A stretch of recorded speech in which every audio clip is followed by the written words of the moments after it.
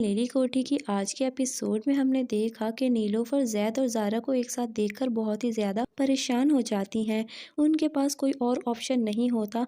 वो ज़ारा के सामने जाती हैं और मिन्नतें समाजतें करती हैं कि वो नीली कोठी छोड़कर चले जाए। उसे इमोशनली ब्लैकमेल करती है तो ज़ारा इस बात के लिए तैयार हो जाती है। वो सारा सामान पैक करके नीली कोठी को छोड़कर जा चुकी है। वो जा ही रही होती है कि रास्ते में उसको सज्जाद खालूम भी नज़र आ जाते हैं। जैसे ही वो सज्जाद खालू को एक झलक देखती है तो वो पहचान जाती है वो मुल्क छोड़कर नहीं गया होता बल्कि इसी मुल्क में है।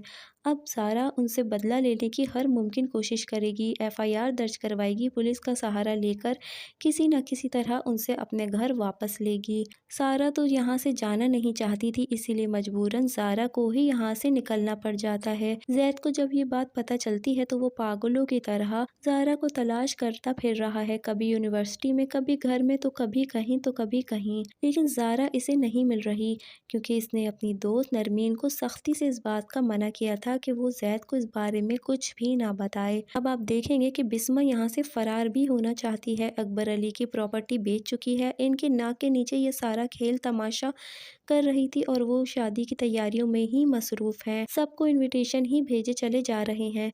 इस बार भी वो जैद की खूब बेइज्जती करेंगे क्योंकि बिस्मा तो शादी से पहले ही यहाँ से भाग जाएगी। वो अपने दादू को अपने और शहीर की जाली तलाकनामा भी दिखाकर दादू को मुतमईन कर देगी। जैद जो कि ज़ारा की वजह से बहुत ही ज़्यादा परेशान है, रात हो जाती है और ज़ारा का कुछ भी पता नहीं चल रहा। वो बहुत ही ज़्यादा ज़ारा के लिए परेशान होता है कि कहीं कोई उसे नुकसान ना पहुंचा दे।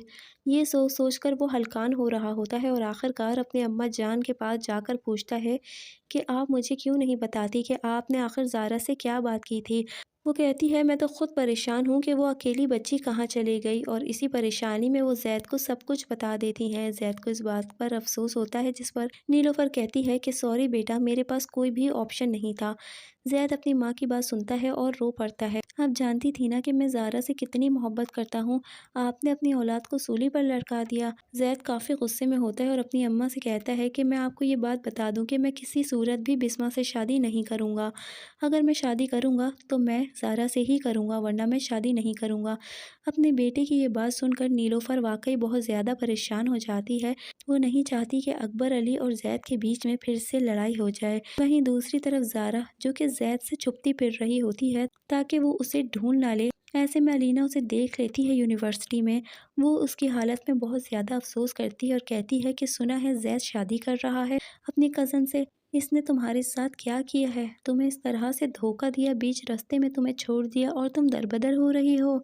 बहुत अफसोस हुआ है तुम्हें देखकर। तुम्हारी वजह से तो इसने मुझे छोड़ दिया था और अब तुम्हें भी छोड़ दिया।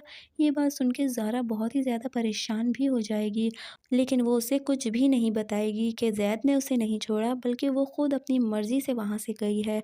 प्यारे प्यारे दोस्तों, ड्रामे की सारी स्टोरीज़ देखने के लिए हमारे चैनल को ज़रूर सब्सक्राइब करें। वीडियो पसंद आई है तो लाइक कर दें।